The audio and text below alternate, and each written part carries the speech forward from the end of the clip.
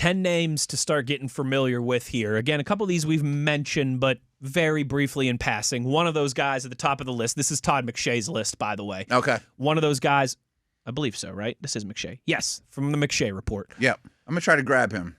That'd be awesome. While we're there, yeah. That'd be awesome. Edge rusher out of Missouri, Zion Young. We've mentioned him a little bit. He's not in that Reuben Bain, David Bailey, Kedrick Falk tier, but he's kind of, I think, in that next group. Yeah, he seems to have a lot of juice right now, too. He's both like off the edge. I mean, that's not what I meant, but yes. I mentioned we recorded. It'll be out Thursday. Mike and Max and I did our first mock draft where we each did the 32.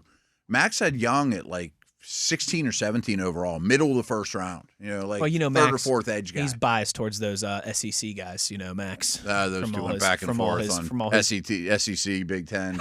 Big Ten actually wins this year. Do they? I mean, at the top. Ohio State and Mendoza. And Mendoza, yeah. That's a great point. SEC's weak at the top this year. Texas A&M had the most players invited with 13 it's a lot. In this year's draft. But you're right. The SEC I still think is the best conference in college football. And Big Ten people, don't tweet me. Okay, I know you've won the last 3 national championships, and I'm very refreshed by that. It was time for somebody to knock the SEC down a peg. But I still think they are the best conference in college football, just not as strong right now as they have been over the last 20 years. I think it's the best for prospects because a lot of them are linemen. You know what I mean? A lot of linemen, a lot of edge rushers, a lot of corners. The stuff that's hard to find. Yeah. We've talked a lot about how this feels like a deeper than usual, stronger than usual off-ball linebacker class. Yeah, it definitely does. Another one of those guys out of Texas, Anthony Hill Jr. Yeah. 6'3", runs a 4.4 40. He's more athlete than player. Yes, though. He's not violent. He's not violent, and he turns things down a lot more than you would like. But, boy, he runs and hits, Looks like a round 2 pick, according to McShay. I can see that. In a loaded linebacker class. There's 3 guys that are well ahead of him. I mean, the two Ohio State guys. And Allen from Georgia. And Allen from Georgia. Those guys are probably first-rounders any year they come out, especially the 2 Ohio State guys, which is rare. We've talked about Kedrick Falk, the edge rusher from Auburn. He's another one that's all molded.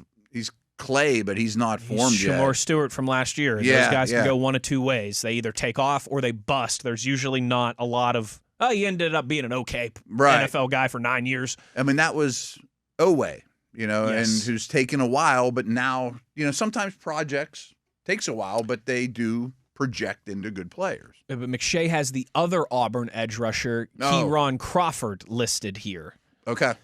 High level motor, excellent football. I think he's the opposite. Character. Yeah, I think he's kind of the opposite. Showcases tons of quick twitch ability, which we know for edge rushers is paramount. Edge rushers definitely a combine matters position. Disruptive in the run, closes on ball carriers in a hurry. Far from a perfect prospect, does miss too many tackles and has shorter arms, but is being vastly underrated by the public. Talked to 2 different teams that don't think he will make it out of the second round. Okay. The name on this list that really caught my... I think we want edge rushers to go in the first 2 rounds. Totally. Yeah. Edge rushers, offensive tackles, let them fly off the board. Fly off the board.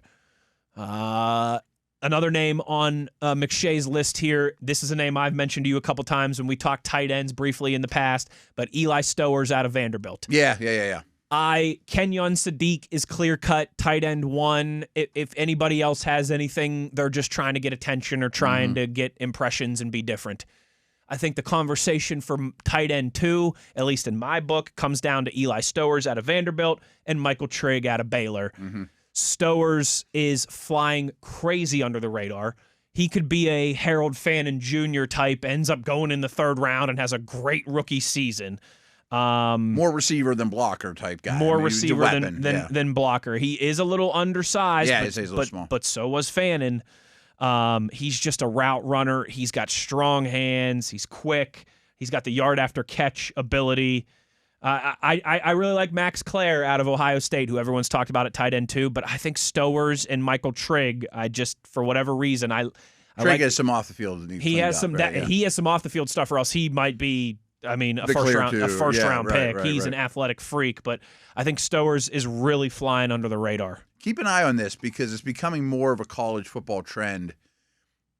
the tight ends that they're producing for the league are better and more developed and deeper than it was 5 years or so ago. Yeah, I mean, some of the younger guys are coming in, starting with Bowers, but I mean, even McBride in his second season. They're producing more and better tight ends than ever. Might even started with like Darnell Washington's class. There was like 5 or 6 really good ones that year. You know, it's not the thought process that it was 15 years ago when you're going to have to wait till these guys are 27 before they really have. It used to be like, why would I bother drafting this guy? Because his second contract when he's going to be good. Cornerback Chris Johnson out of San Diego State. Smart, instinctive, unbelievably fast. Yeah. Versatile, excels in man and zone as corner. He really looks like a clear second-round guy.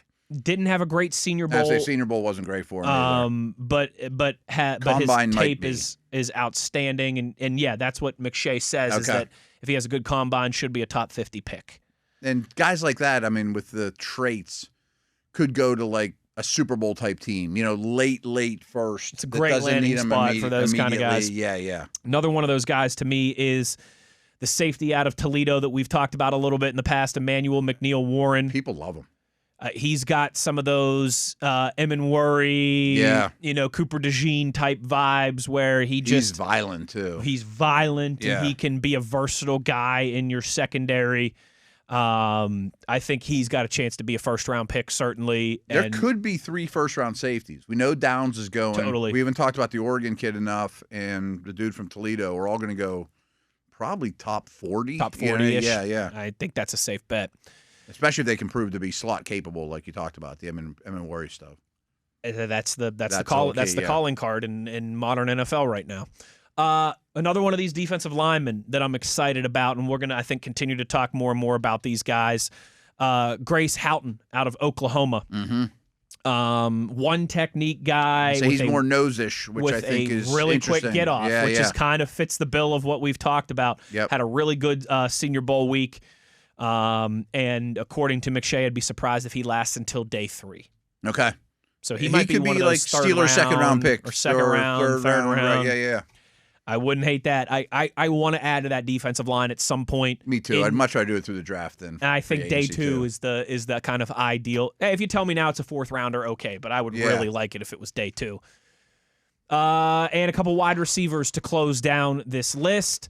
Amari Cooper Jr. out of Indiana. We've talked about him a few times. For those who don't know the name, you will know the highlight. He's the one who made that circus toad tap catch against Penn State. That was the more you watch him, the more you love the guy. He's really easy to like. He's got that George Pickens type ball skills, zero fear, kind of to go up and get it. An elite blocker, which probably doesn't shock you coming from Indiana. Does not. Yeah, right. Does not. I don't know which Indiana guy I prefer right now. They're both probably day 2 picks, maybe round 2 picks. McShay compares Amari Cooper to a faster Jarvis Landry. I would sign up. Landry was a killer blocker. I would sign up for that. Yeah. Chris Brazzell out of Tennessee, the wide receiver. We've mentioned him. He's 6'5". 6'5", over 200 pounds. That's the big body type you've been talking about. Now, Tennessee doesn't run a real varied route tree. No, they do not. But he's not just a straight line athlete. He can break things off and beat you with more than just go routes, too. A lot of 9 routes on those Tennessee tapes, but it's 6'5", man. And then kind of the guy who's the opposite of that, we've mentioned Zachariah Branch out of Georgia. A lot to like, but he's undersized. He's, His average depth of target's like 1 yard. Everything's at the line of scrimmage. His comps from McShay are Jalen Waddle, Jordan Addison, Zay Flowers. Yeah, because I don't think he's just a slot. Like, those guys aren't. I mean, those guys are primary, play the wide receiver position. They're not just gimmick dudes. They're out there every snap. They're not just the third receiver. Do you happen to know where he transferred from? He transferred from USC. I was going to say it was another big school. And his first 2 years at USC, the first year he greatly outproduced Lemon. They're the same age. And then the second year they were almost neck and neck. So in a different offense with different usage, he did a lot of good stuff as well. It's funny. His number one weakness listed on his draft report is large share of his targets were thrown behind the line of scrimmage. Yeah, they're just like, get him out quick, bubbles. That's not, right. That's not, I don't even know if that's necessarily a weakness on him. That's just the way they used him at Georgia. They use him, right. I mean, that's how Burden was, last year. So I heard Todd recently talking about how he thinks there's going to be at least 12 receivers in the first 2 rounds. That's a ridiculous number. And he went back, again, I'm quoting him. He went back, he said, over 30 years or something. Only twice in the last 30 years has there been 12 wide receivers or more in the first 2 rounds. One was the Pickens year. And one was the Pickens year, and he thinks that this will be the 3rd time in the last 30 years that's insane. I kind of feel like the Steelers have to get one of those 12. Yeah. I mean, if it's not round 1, you better get one of the 12. If there truly are 12 going in the top 64, you better get one. Yeah. I think that's a fair ask.